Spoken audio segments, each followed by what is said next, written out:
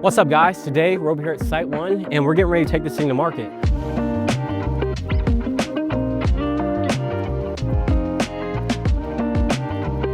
If you're new here, my name is Corey Fields Jr., builder, investor, developer here in Atlanta, Georgia. Now, less than a mile from here, we built the exact same floor plan on a slab. And now that house has already been on the market for about a week now, also listed at $450. Same plan, same asking price, two completely different lots and two completely different foundation systems. So today, I'm gonna walk you through the finished product, explain why we built it the way we did, what I changed now that it's finished, and then I'm gonna take you over to the exact same house built on a slab so that we can compare the two. So we'll start with the outside. Now this house is 99% complete. There's still a couple of things we gotta touch up, like the stain on the front porch. We also gotta stain the step that we put in yesterday. We're gonna get all that done before we go to market in a couple of days. First thing that you notice when you pull up to the house is that it looks bigger than it actually is. Like, I've gotten a lot of people drive by, they're like, is that a 2-story? Is it, what's that, 2,000 square feet? The reason it feels like that is because you might not be able to tell on camera, but this house sits roughly 35 feet off the road. And then on top of that, it sits on an elevated crawl space. So it makes it seem a lot taller than it really is. So that combination right there kind of gives it that elevated curb appeal. Now, the only thing that I would change is this driveway. So right now we got the deck. The entrance to the deck is on the side. So that step's on the side. So that way you have to have a sidewalk from your driveway to the steps and to get onto the porch and get in the house. If I would do this differently or do this again, I would have put the entrance to this porch right here in the middle. That way you could take this driveway all the way back and get another parking spot right here. And as it is right now, I'd say you could probably get 5 cars in here relatively. If the steps and the entrance to the deck was right here in the middle, could get another parking spot out in this. But little things like this, it's like you learn and iterate as you go. And that's just one of those changes that would have made more sense for this product if we would have done that. So next, let's go inside. Let me show you how it turned out. So immediately when you walk in, you see we got cubbies right here. And these cubbies are a great feature because everyone loves thoughtful storage. And in all of our houses, if there's a place where we can put in cubbies, we always put them in because everyone loves the cubbies, right? You walk in, you have a place to put your shoes, hang your coats, put all your stuff over here, done. So that's one of the first features of this house. Now, the next thing you got is your living room, and everything is connected, right? You put your dining room table over here, you put your couch right here, and you have the kitchen over there. Nice open floor plan setup in here. And not only that, you got vaulted ceilings. And these ceilings are vaulted roughly 20 feet from floor to ceiling at the peak. And another thing, it makes this room feel so much bigger than it actually is, right? So then coming over here, you got your kitchen. You got a nice big island. Got the nice island, you got your cabinets on this wall, then we got the pantry in here, and then your refrigerator going here. And then the feature I like the most about this kitchen is the picture window that sits right above the sink, right? So you get a nice view of the backyard while you're doing your dishes. And not only that, it brings in a ton of natural light. And then over here, we have the coffee bar, which is also another neat feature in this house because the dining room table will probably go somewhere over here. And then you got your coffee bar right there. Cool setup. Over here, we've got the shared bathrooms for bedrooms 1 and 2.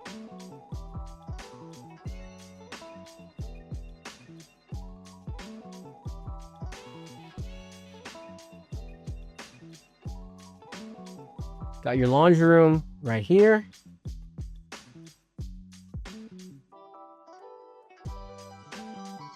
And then this door right here leads to the master bedroom.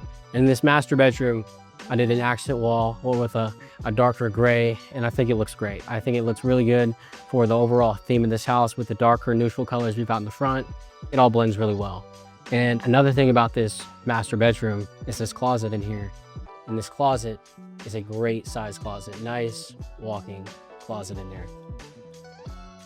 Now, we didn't do any custom build outs or anything like that, where we probably wouldn't get the money back for that. What we are gonna do is some basic shelving in here, and they're gonna come and put that in a couple of days. And then now, the master bathroom.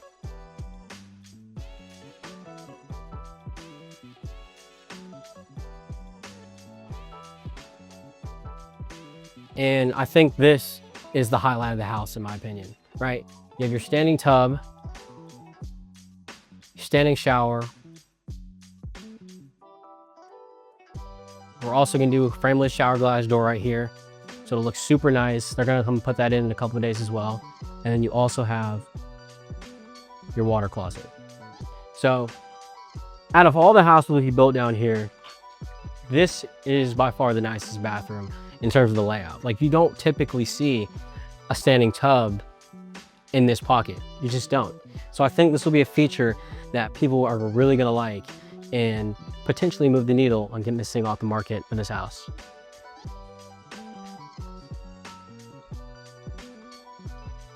Now coming out here to this back deck, I think this is also another nice feature.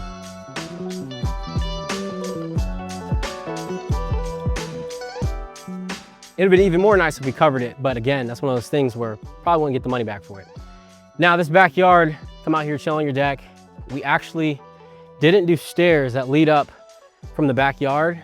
And the reason we didn't do that is because thinking about the typical buyer profile over here, they want a sense of security. And not putting stairs on this deck that lead up to this deck, you know, that gives them a sense of security. Nobody can come through their back door. The only way in is through the front door. And then the second thing would be a fence, which we're also going to do because it's a lot going on back here. Once you go past that point, it drops down roughly 50, 60 feet. So we're just gonna fence this in. That way they don't have to worry about any, you know, animals or anything coming up from back there.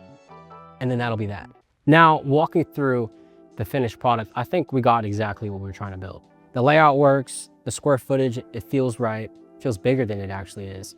The kitchen checks boxes, the master bathroom checks boxes. You know, we're checking a lot of boxes here. And more importantly, I don't feel like we overbuilt for the market. Everything that we added, I think the market will pay us back for. And everything we left out, I don't think we would have been rewarded for it. So that's what we got. 1,670 square feet, 3 beds, 2 baths. I think it's a quality product. All right, now let's go take a look at this Crawlspace.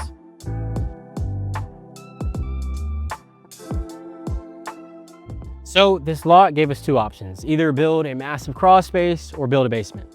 Now with a Crawlspace this size, this big, I've gotten a lot of questions about why we didn't just do a basement. And the reason is because we wouldn't have gotten that money back. Yes, a basement would have made the house worth more, but the real question isn't whether it adds value. The real question is whether it adds enough value to cover what it would have cost us to build it. And in this neighborhood, I don't think it would have. So instead of spending a whole bunch of extra money on something the market probably wouldn't pay us back for, we built the Crawlspace instead of the basement.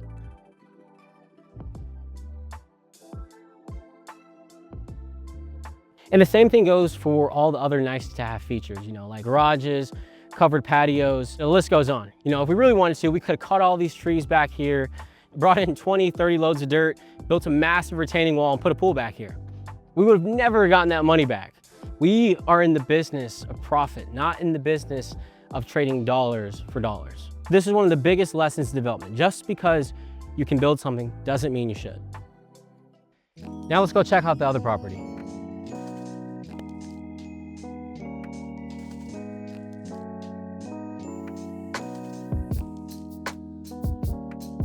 This one has been listed for about a week now. Same listing price, $450. Only thing that's different is that this house's floor plan's flipped and this sits on a slab. So first thing you'll notice when you walk up to this one, so it's further off the street. So it doesn't look as big as site 1.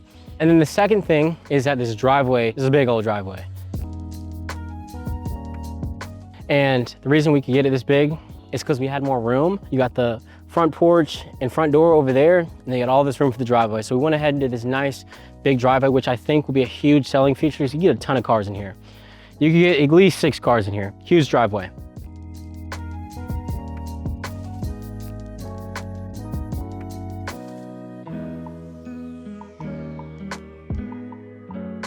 Now coming inside, it's the exact same floor plan, it's just flipped.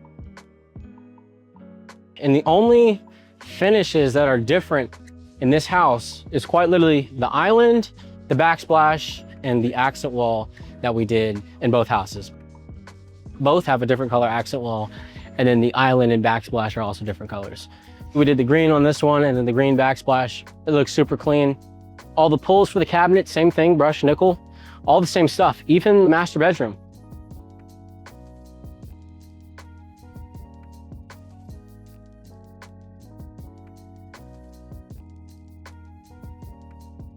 We used the same exact tile, 12 by 24s on the floor. We did the 12 by 24s for around the tub. And then same 12 by 24s in the shower. Frameless shower glass door, same get up, just a different location. This was on a slab and this was on a flat lot.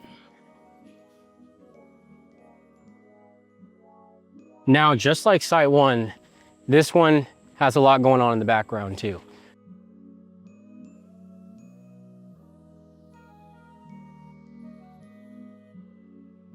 So over there on site one, that lot actually backs up to a creek. It's a super deep, in the very back there's a creek. And on this lot, it's actually that same creek that it backs up to. And this could be a really nice setup. So what we're gonna do is we're gonna put up a fence and we're gonna stop it about right here. That way, all they have to deal with is the front yard and then this little bitty yard in the back.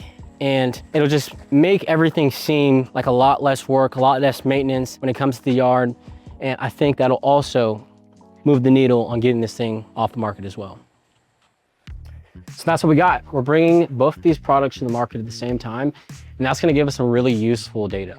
You know, this one's already been on the market for about a week. Site one is about to hit the market in a couple of days, and we'll get to see how buyers respond to the same exact floor plan in two different settings. So this will give us a really good look at what buyers value, whether that elevated Crawlspace product receives, you know, better feedback than the slab version.